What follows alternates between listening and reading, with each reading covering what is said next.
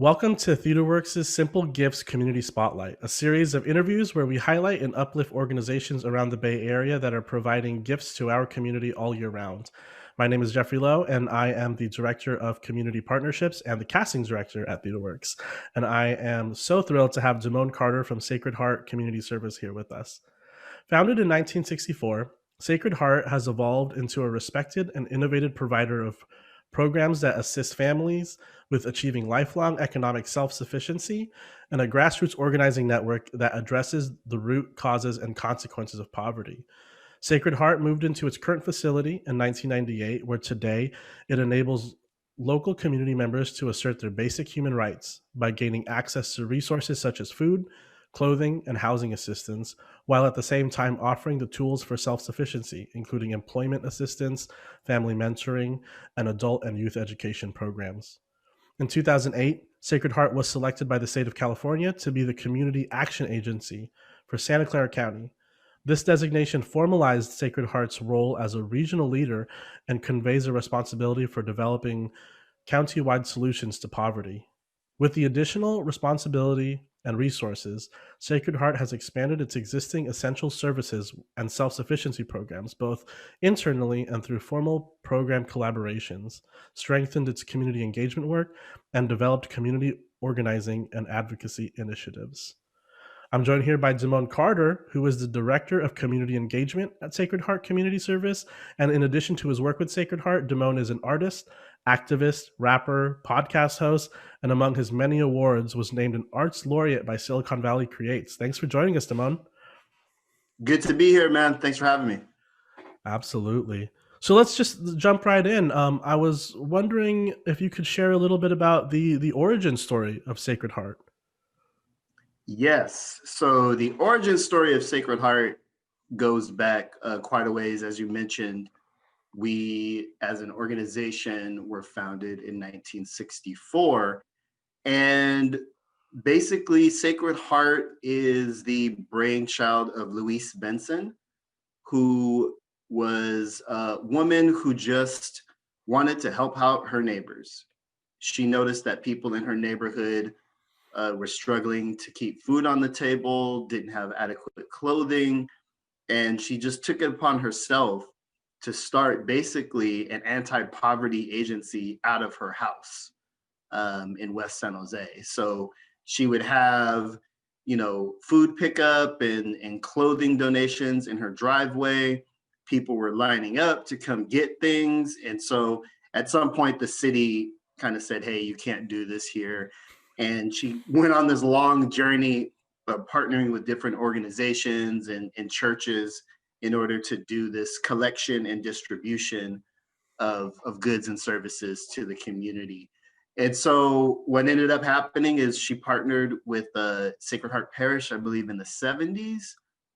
This is where our name comes from, although we are now a secular organization.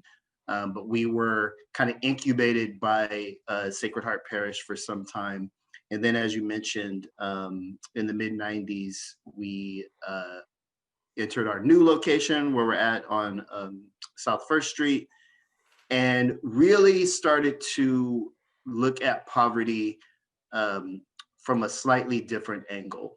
Whereas traditionally anti-poverty organizations exist to just alleviate the symptoms of poverty.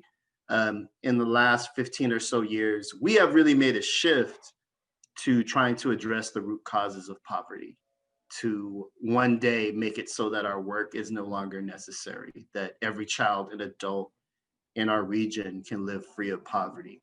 And so we continue to provide the essential services you mentioned in the beginning of food, rental assistance, clothing donations, all that type of stuff. But we're also organizing to change policy to make it so that poverty no longer exists, because we do believe that it is fixable.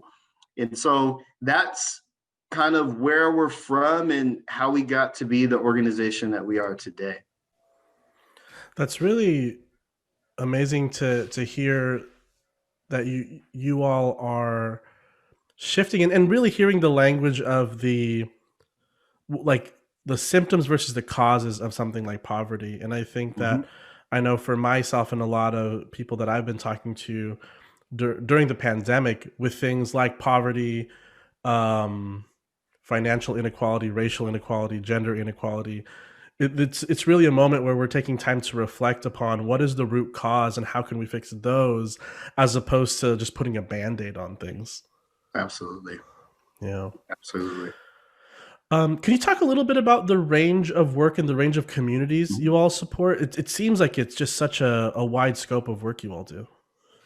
Yes, we do a number of programs that touch on, the way that poverty shows up in people's lives. And I'll give kind of an overview, but just also understand that even with what I say, there's a bunch of other things that we do. I think our primary service that we provide is our food pantry, where we have over 800 families a day, 4 days a week, come to get fresh groceries, produce, bread, milk. We see thousands upon thousands of families a year coming to access those services. So that to me is like our core essential service that we provide.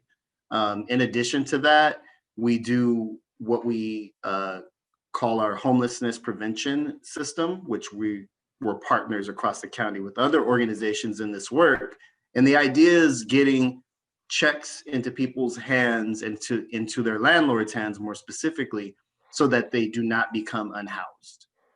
It's kind of trying to stem the homelessness epidemic by making sure people can stay in their houses. And we distributed millions upon millions of dollars from foundations and government sources to make sure that people can kind of stay in their houses and avert that type of disaster.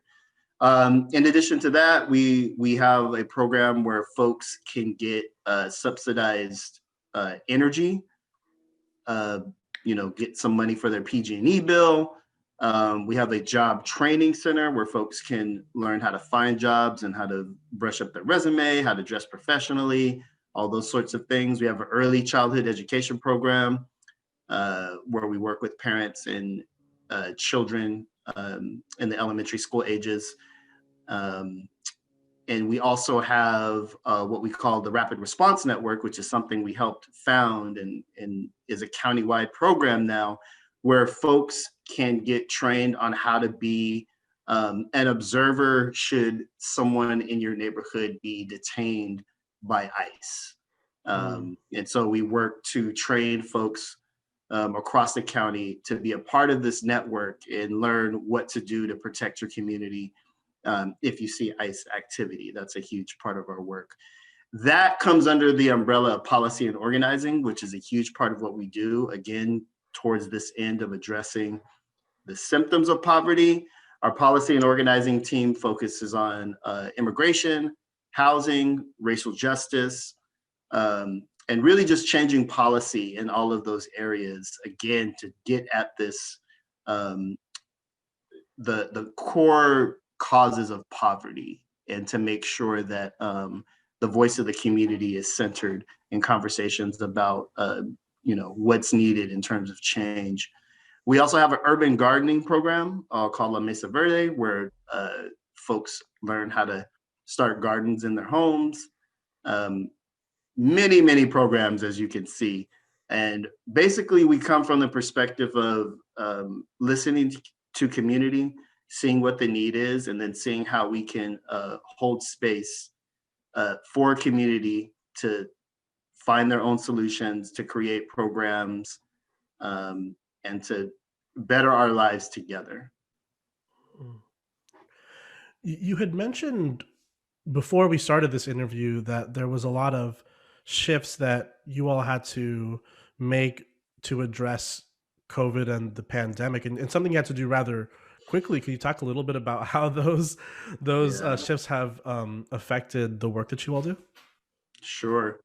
So again, as a food bank, as a place where people congregated in large numbers before COVID, we really had to make some quick and decisive pivots at the onset of the pandemic, even before the county had issued its orders, we had a lot of discussion about how do we keep our community safe once we knew how the virus spread and what folks should be doing. Um, and you remember in March, that wasn't super clear to everyone. We had to make some definitive calls on changing our operations to keep our community safe. So pre-COVID, on a normal day, we'd have 700 to 1,000 human beings kind of moving through our space. That's our members. That's our vast volunteer base, all kinds of folks, our staff in our at our South First Street location. What we ended up doing is we have limited the number of members of the public who could be in the building at any time to 5 people max. We have shut down some of our programs that have had, you know, more human contact, and we've learned how to take those things virtually. Like our economic empowerment program is helps people with their taxes. These were in-person appointments. We learned how to pivot to do that virtually. Um, and so we basically reduced the number of volunteers that we work with on a daily basis. We were seeing anywhere from like 200 to 300 volunteers on some days, and we've dramatically reduced that again so that everybody can fit in the building and be safe. And we've changed our operations like many places have to where only half of our staff can be in the building on any given day. So we did all these things. We did them very early on in the pandemic, and it's not the optimal way of working, obviously, but we've reached kind of an equilibrium with it, and we know how to do it, and we've been continuing to make sure that people get food, rent checks, these essential services that they need without unnecessary exposure to COVID. What year did you start working at Sacred Heart? Can you remind me that? I started in December of 2019. Oh boy. So you started and you had to really hit the ground running. Yeah, and we do quite a bit for the holidays. And so I started and I was inserted into our holiday program where this year, we gave away 4,200 boxes of food for Thanksgiving. We'll do another 3,500 for Christmas, in addition to giving out 6,000 gift cards to local youth. And so it's typically a very, happening time at Sacred Heart. That's when I started. And as soon as I kind of got my feet wet and felt like I was, in my position and learning what to do, the pandemic hit and like really Yeah. changed everything.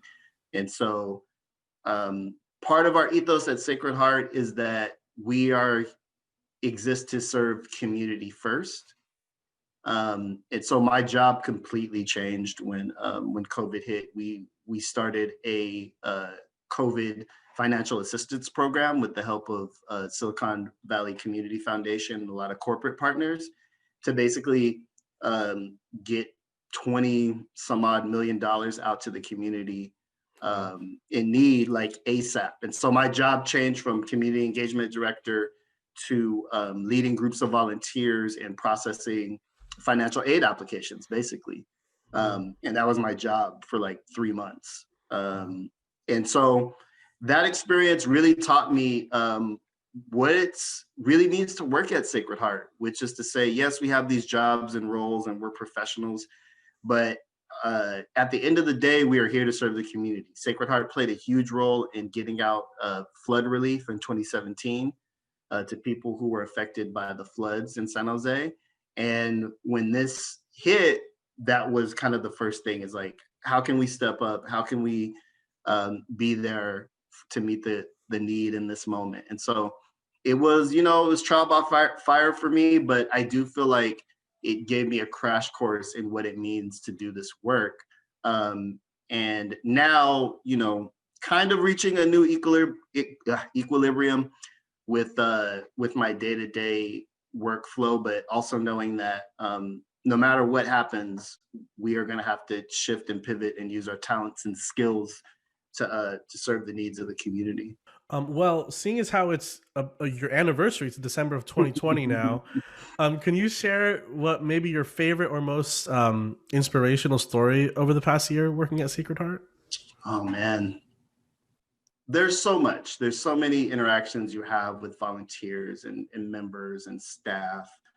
I think for me, one of the most memorable and kind of rewarding experiences was working with a group of community moms who call themselves the comadres, who um, prior to the pandemic were holding weekly kind of like mom empowerment classes.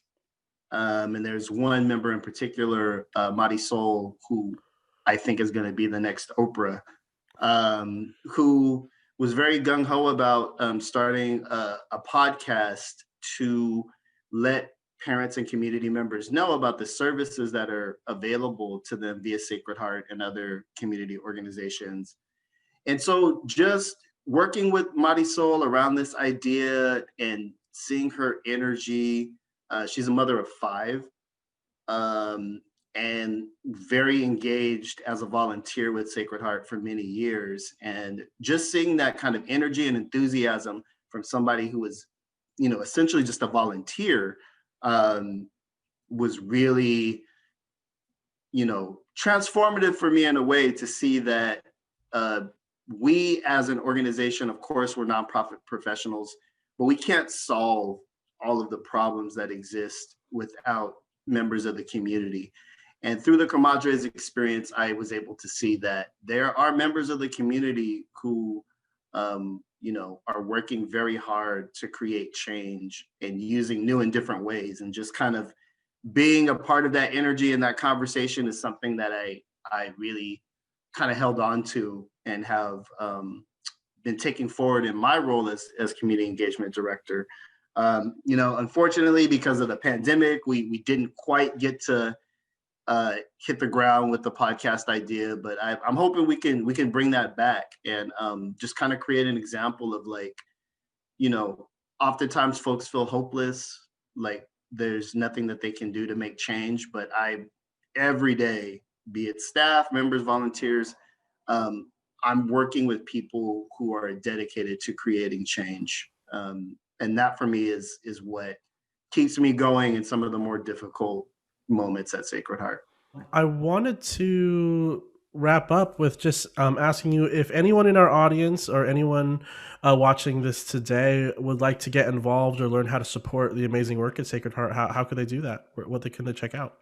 All right. So there's three ways that you can support Sacred Heart year round. Number one, donations. We are always in need of donations to meet the needs of the community. Through monetary donations, we can make your dollar go much farther. Number two would be to volunteer.